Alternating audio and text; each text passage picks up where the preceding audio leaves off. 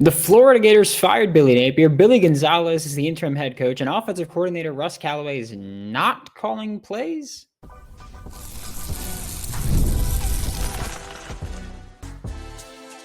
You are Locked On Gators, your daily podcast on the Florida Gators. Part of the Locked On Podcast Network, your team every day. Hello, and welcome back to another episode of Locked On Gators, part of the Locked On Podcast Network, your team every day. Thanks for making Locked On Gators your first listen of the day every day. We are available daily and free wherever in the podcast and on YouTube. I am Brandon Olson. Happy Tuesday. Today's episode of Locked On Gators is brought to you by Game Time. Download the Game Time app, create an account, use code Locked On College for $20 off your first purchase. And it's very interesting. The Florida Gators fired Billy Napier on Sunday, and the initial reports that came out were that Billy Gonzalez would be the interim head coach and that Russ Callaway was expected to call plays. That's not surprising. Russ Callaway is the offensive coordinator for this team. He was not calling plays, but he was the offensive coordinator. And I will say that I thought he would be calling plays. Now, I will say this. The back 2/3 of this episode is me with Hayden Hansen, Florida Gators starting tight end. And I mentioned, I asked about Russ Callaway calling plays. And at the time, that was the knowledge that I had, and then the public knowledge that, hey, it's going to actually be Ryan O'Hara. Interesting. I'll say that. Interesting. It's really just odd because Russ Callaway was the offensive coordinator. I know that there's the possibility that they have given Russ Callaway the opportunities to call plays before and that it didn't go well, or at least that is a rumor. Someone can confirm. That's not really my game. But that, yeah, Florida is not going to be going with Russ Callaway is calling plays. It's going to be Ryan O'Hara. And Billy Gonzalez mentioned that part of the reason for that is because Ryan O'Hara is the quarterback coach or quarterbacks coach. And he thinks that it's very important that the person that knows DJ Lagway, knows the quarterback the most, is the one calling plays there, which makes a lot of sense. You know, we often do see quarterback and OC combos. We often see just OC and QB coach work together often. And so it's not surprising necessarily that you're giving more power to the to the quarterback coach to be the offensive play caller. It's just weird that you have an offensive coordinator and just passed up completely, unless that rumor is true that, hey, he's been given the opportunity to call plays and it went really poorly. In which case, that just makes everybody go, okay, which game was it? Right? Like that makes everybody go, well, which game was it that he was given the ability to call plays and it went really poorly? I don't think it was LSU, right? That doesn't make a ton of sense to think that it would be LSU, just because, well, that like 5 picks, I wouldn't blame on the play caller. Maybe Miami. Maybe they win. Hey, you know what? DJ really struggled against LSU. Let's try to give him something new. Let's try to go that. And we could speculate again. It could also just straight up not be true. But that's the speculation that's out there now as to why Ryan O'Hara would take over as the offensive play caller.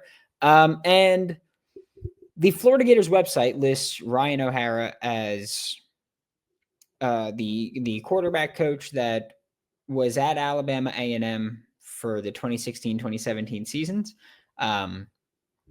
and that he was the offensive coordinator. Not entirely true. Ryan O'Hara was the wide receivers coach at Alabama A&M. According to the press release, when Alabama A&M hired him, he was the offensive coordinator at Santa Monica College, which, sure, maybe that's fine. He's listed as the quarterbacks coach for Santa Monica College. It seems like there's very inconsistent reporting here. I'm going to take Ryan O'Hara's LinkedIn as what his official roles were, and which is wild that we have to say that. I think that's a big testament to the relative unknown that is Ryan O'Hara. But at Alabama A&M, Ryan O'Hara was the wide receivers coach his first season in 2016. Then in 2017, they started 0-3. They scored 7 points, 0 points, and 0 points.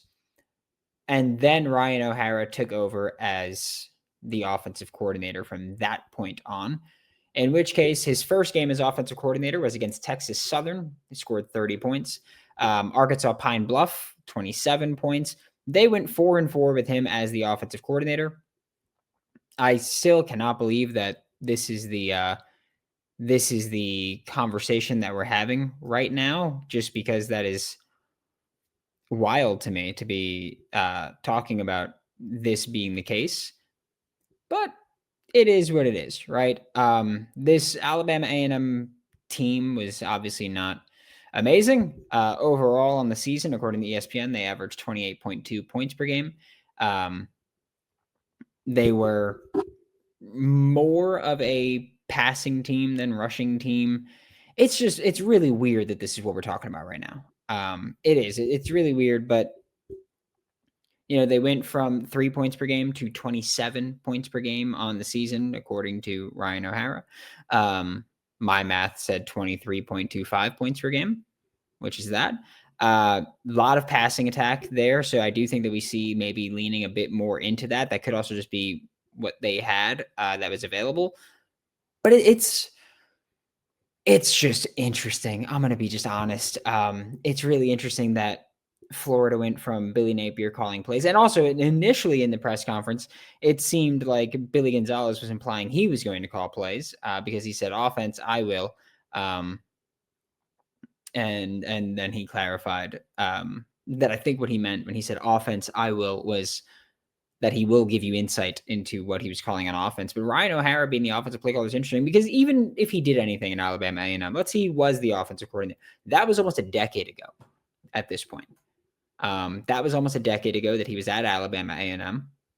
He, I promise you, didn't have offensive linemen as talented as he has here, didn't have receivers as talented as he has here, didn't have tight ends as talented as he has here, didn't have running backs as talented as he has here, and for damn certain, he didn't have a quarterback as talented as he has here. It's also interesting because, he's not going to come in and reinvent the wheel. He's going to come in and call the system that works. We spoke about this with Russ Callaway, right? Where I mentioned, Russ Callaway was expected to be the offensive play caller. Who would have expected the offensive coordinator to do that? But it's Ryan O'Hara. But even if it was Russ, my point was, they're not going to change a ton. They still have this offense that's been installed. They could just call things differently. The Billy Gonzalez made it a point to say, hey, he wants to spread things out more. Does that mean more 11 personnel? Do we see some 10 personnel? I don't know about that. You could try it. You can, but the times that you've gone 10 personnel have gone really poorly. They have. Whether it's because of a sack with DJ Lagway holding the ball, whether it's because of the offensive line collapsing, there have been miscues when they've gone 10 personnel. And I understand people saying that they want to go 10 personnel. I don't hate 10 personnel at all. What I am saying is that you don't have the offensive line to do that consistently. Or you don't have the creative offensive play calling to do that consistently. Maybe Ryan O'Hara helps there. It does hurt that your receivers are not good blocking on the perimeter, and so screens aren't as effective as they should be. You're in a rough spot right now. You really are. Ryan O'Hara taking over play calling duties, it could go well. It could go poorly. Who knows? We'll figure it out. But here's the thing. This season has gone by the wayside. Give it a shot, right? He's your quarterback's coach. You want to have the guy that, sure, say, hey, you're the quarterback. That's the most important position in sports. I was going to say football, but in sports, that's the most important position in sports. What do you want to do? What do you feel comfortable with? How can we get you in a rhythm?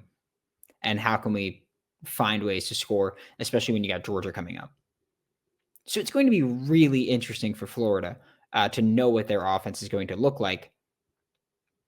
And to try to just, I'll tell you this, no one's going to be able to prepare for it. They're not going to know what's going to happen. So I guess that's a plus. It's tough. I can't pretend I'm excited about it. I really can't. I'm more confused than anything else. Okay. But this was always going to be an interesting final 5 games of the season. Lean into it, right, Florida? We are about to be joined by Hayden Hansen, Florida Gators starting tight end, and we will talk with him when we get back from just a quick word. Let's be honest, most of us can't even name all of our financial accounts, let alone what's actually in them and what they're worth between 401ks, savings, and investments. It's pretty easy to lose track, and that can mean leaving money on the table, which you never want to do. That's why I started using Monarch, an all-in-one personal finance tool that brings your entire financial life together in one clean, easy-to-use interface on your laptop or on your phone. Don't let financial opportunities slip through the cracks. Use code LOCKEDONCollege at monarch.com for 50% off your first year. That's monarch.com, code LOCKEDONCollege for half off your first year. This episode of Locked On Gators is also brought to you by FanDuel. The NFL season is here, and FanDuel has an offer that you don't want to miss. Right now, new customers can bet just $5, and if that bet hits, you get $300 in bonus bets. So that's right. You pick a bet, you put down $5, and if it hits, you'll unlock $300 in bonus bets to use across the entire app. It's fun to make money. That's all I'm going to say. So what are you waiting for? Visit FanDuel.com to download the FanDuel app today and get started. Joining me now for Locked On Gators is Hayden Hansen, Florida Gators starting tight end, and a weird one. Usually not a somber show after a win, I guess we'll say, but of course, Florida beats Mississippi State 23-21 on Saturday night. Sunday morning or early afternoon, the report comes out that Billy Napier is getting fired, and there's obviously a ton of talk around that. We'll talk a lot about it, but just as a player, how do you feel about Coach Napier's fire? Which is a crappy question to ask. I just want to throw that out there, but it just as a player, how does that make you feel that your coach who recruited you and wanted to take you at Louisiana, ended up bringing you to Florida, has now been let go? Yeah, I mean, it hurts. It's a different type of pain, to see the guy that you believed in, bought into, get let go. It was tough. It was a tough day in the locker room. We all loved that guy. He loved us. And the things he did for us on and off the field are insane. And I owe my life to him. He changed my life, changed a lot of other guys' lives. It's tough. And me personally, I don't agree with the decision to do it now. I think worst case, he should have finished the year. But he did it. It happens. We got to regroup. We got to find some new motivation and go out here and finish these last 5 games, because at the end of the day, you got to play for the logo and your last name on the back of the jersey. So we still got to go out there and represent, regardless if our guy's there or not. Yeah, and can you kind of take me through Sunday a bit, I guess, because reporting wise, there was a whirlwind of information coming in leading up to it. It was, there's a coaching meeting at 1 p.m. And it's like, well, there's always a coaching meeting at 1 p.m. on Sunday. That's when they look over film. But of course, a bunch of people jumped the gun with that one. And then the announcement came, team meeting at 2 p.m., meeting with Scott Strickland in between those two for Billy Napier. What was that like for you as a player to kind of get that call or text or whatever it was that said, hey, team meeting on Sunday? And then what was the team like after? Just what was your Sunday like with all that happened? Well, we had an off day. We had a complete off day, and then we got that random 2:00 team meeting notification. So we all kind of assumed the worst, and then we got to talk to Napier as a team, player only, for a while, and it was sad. That's all I can put it. It's just at the end of the day, it's a result-driven business, and there's high expectations here, and we didn't get it done. But I'm glad we got to see him one last time, and then Strickland came in and just talked to us about where we're headed after. But I hope I get to see Napier before he leaves and tell him thank you for everything he's done for me and things like that. But that's kind of how the Sunday went, and then we just had that team meeting. I don't even know what would happen after that. Have you guys been, because at the time that we're recording this, it's Monday. Have you guys been in the locker room at all? Have you guys met as a team after that, or just what was that like? Yeah, we didn't. We just met with Strickland, and the leadership group stayed back, and we talked to Strickland a little bit more. But it's just, we just got to rally. We got to finish. There's still a lot of the season left. That's why I don't necessarily think we should have let Napier go already, but I mean, like I said, it is what it is. It happened, and we got this bye week. I mean, it's a good time to regroup, kind of get away this weekend, go see your family, refresh, come back up here, get ready to go to battle because we got some big games coming up. You heading to Weatherford or? Yeah, I'm gonna go back home. I think I'm gonna fly out Friday. So, and it's always weird when a coach is fired because I have said this story before.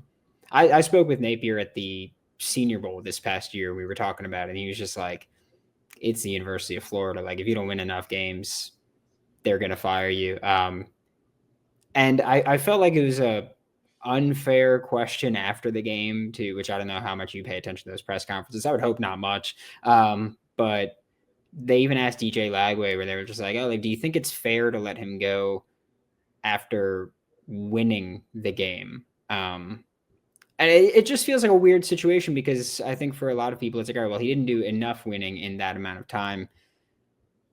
I just like I can't imagine what it's like as a player. Like, how do you even look at the rest of the season at this point now, where the guy who was your unquestioned leader is no longer with the program? Yeah, I mean, it sucks. You know, I mean, it's I wasn't expecting to ever go through this. Obviously, we all believed in the guy. He believed in us. So it's tough. But I mean, at the end of the day, kind of just what I said before. You got to play for the patch on your jersey. Regardless of what everyone's saying about us, you know. I mean, the environment's not the best right now, but I mean, that comes with losing. But we got to go out there and we just got to go out there and play, you know. I mean, the worst thing we could do now is just lay down and give up for him, you know. I mean, the least you can do is finish for him. I mean, it's still going to be the same system and style we've been playing as, you know. And I mean, he's always instilled character in us, you know. So we're not going to quit. We're not going to give up. We're not going to become weak men. We're going to stay strong. Just continue to work, and then that's that work ethic he put into us. And you know, we go out here and win these last 5 games, it'll be a tribute to him. So yeah, and I feel like, and I hate asking this question, but I feel like it's important to ask because people on social media say a bunch of the darndest things, you know. And part of it was that people feel that, and this is not just Napier specific, but it's coach gets fired and they immediately go to like, well, the coach made these recruiting promises, didn't pan out. Is there anything that you feel like you were promised or expecting that just wasn't delivered by Billy Napier or anybody on this coaching staff? absolutely not. I mean, everything Napier said he delivered on. You know, he said we're going to develop you on and off the field, and he did that 100% to the best of his ability. I mean, I'm 100% a better man, a better Christian than I was before I got here. And I think that's the most important part. And I think I'm probably the perfect player to look at on field wise. I mean, when I first got here, I played tight end for 2 years. Obviously didn't play a snap of football. I was not ready. I didn't know the tight end lingo or anything like that. And in just that 1 year span, I mean, he developed me that fast, and I was ready to play as a redshirt freshman. So I think I'm one of the perfect examples to look at of a guy that wasn't a 5-star, Dallas Wilson, ready to play right off the bat. I had to be developed. And the way he developed me on and off the field, I'll forever be grateful for. There's plenty of other examples on the team, but I think I'm one of the best. And when I did a radio show with him at Miller's Ale House, he said the same thing. And that's what I take pride in is we proved each other right. He took when he first took me, I wasn't the most popular recruit. He got a lot of criticism for it.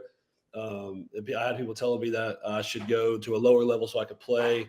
And we both kind of had a chip on our shoulder about it. And that's one thing I can look back on playing for the guy is that I was able to prove him right. And I'll forever be grateful for him.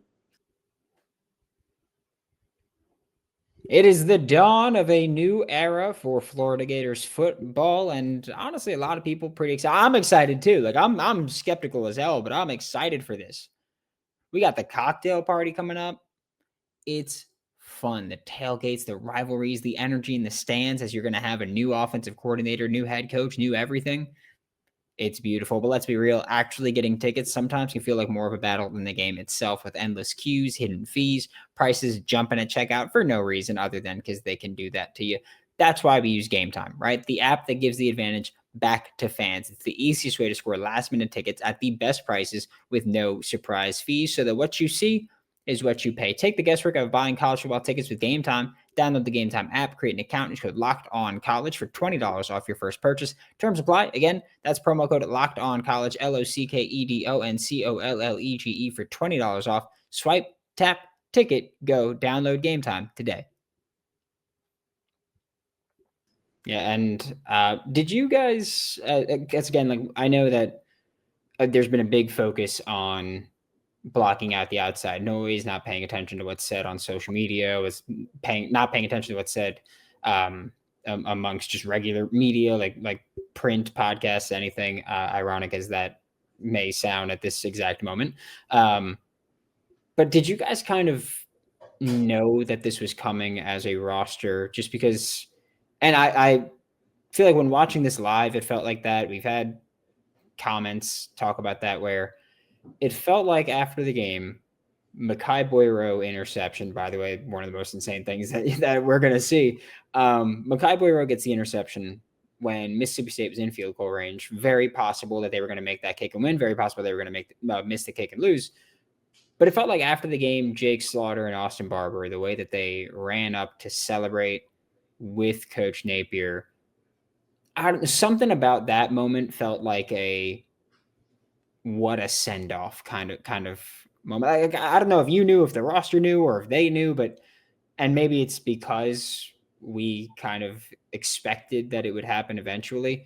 But it kind of felt like what a send-off moment there with the celebration with Jake Slaughter and Austin Barber and Coach Napier. Yeah, I mean, there's so much going on social media, and I mean, you really don't know what to believe. And I mean, we knew ever since like a couple of weeks ago that, I mean, it could have happened. We didn't know when or if it was going to happen. But I mean, obviously the rumors started to swirl about it. It was possible after the game. I didn't think it was going to happen, but it did. And at the end of the day, I mean, it sucks. But I'm glad we got to win and set them off with the win. And how do you feel now with Coach Billy Gonzalez, of course, wide receiver coach, so not your position, but how do you feel with him as the interim? How has that been like so far in the very limited time that's happened? Yeah, I mean, I like the decision. I mean, he's been a Gator through and through. He's got a lot of history here. I think he's probably the coach with the most experience at the University of Florida. So, I mean, we all like Coach G. We're all going to play for him. And like I said, we're going to regroup after this bye week and go out there and dominate these 5 games for a tribute to Napier. You know, we just got to show the world we're not going to quit. And that's a tribute to him and the character he instilled in us. And Russ Callaway, offensive coordinator / tight ends coach, he's going to be the offensive play caller now. How do you feel with that of him? He's been offensive coordinator. He was co-OC last year, full OC this year, but Billy Napier was still the primary play caller. Now it's Russ. How does it feel for you as someone that has the most experience with Coach Callaway on the roster? I would imagine it's you at this point. You're the only guy that's been in the tight end room that entire time. So just what's that like from your perspective? Yeah, I mean, Callaway's a great offensive mind. I mean, Napier did a hell of a job building a great staff. So, I mean, whoever ended up with that role, I would have been fine with. And having it be my own coach it's exciting. You know, we're gonna get back to work, and we'll probably start game planning for Georgia here pretty soon, and we'll see what we're cooking up with. But we're just we're still kind of grasping the fact that our guy's gone, you know, and even for the coaches. But this bye week is just going to be important to kind of get away and come back and regroup and then go attack Georgia because we all want to win that game. So, are you kind of nudging Russ and you're just like, hey, like I'm just saying, I'm here, I'm in your room, I'm your guy, just feed me a little bit? Yeah, I mean, I'll probably do that probably in a couple of days. Got to probably get in his ear a little bit. We'll see what we can do. And I guess you mentioned earlier Leadership Council met after the team meeting. How do you guys, of course, say what you can, but how do you guys as players intend on kind of preventing guys from checking out, which is a common thing we hear about when coaches get fired? And, I mean, it's weird. You see guys check out, and you also see a lot of other guys play with more fire once that coach is gone. So just as leadership council, as leadership members, how do you guys plan on, I guess, instilling a new level of accountability with this roster? Yeah, I mean, I think that's one thing about this team, though, that is different from previous years is we're going to play for the patch and the logo regardless, And this team has good character. It's good fight. We're never going to go out there and just lay down. And that's kind of the mindset we got to instill with the rest of the team is that logo is still on your chest. That last name is still on your back. The worst thing you can do is go lay down and let down the logo, let down your last name. Billy G said it best. He was just like, just give me your best every day. That's all I can ask. Give me your best every day. He's like, I do think a lot of guys in the locker room are here for the university. I don't think there's going to be a mass exodus of guys. I think guys are committed to this logo, and I think you're going to see that in these next 5 games. Yeah. I know that from who I've spoken to, they're just like, look, I don't know if Billy G's, I don't know what he's going to be as a head coach, but I know he's going to have those guys going crazy. So that's kind of that's the expectation at this point, that he's just like, guys are going to be like the Dan Campbell biting kneecaps kind of thing. Personally, hoping for that. But thank you so much, Hayden. This was Hayden Hansen, Florida Gators starting tight end. Catch him every week on Locked On Gators, and every week, except this week, playing for your Florida Gators. Thanks again for making Locked On Gators your first listen of the day. Every day we are available daily and free, wherever you listen to the podcast and on YouTube. As always, I am Brandon Olson. We will be here every single day and immediately after every single football game and as many college basketball games as we possibly can for Locked On Gators. I'm Brandon Olson. Don't forget to follow me on Twitter at WNS_Brandon. Find all my written work about the Florida Gators with swampsignal.substack.com, and I will see you all next time.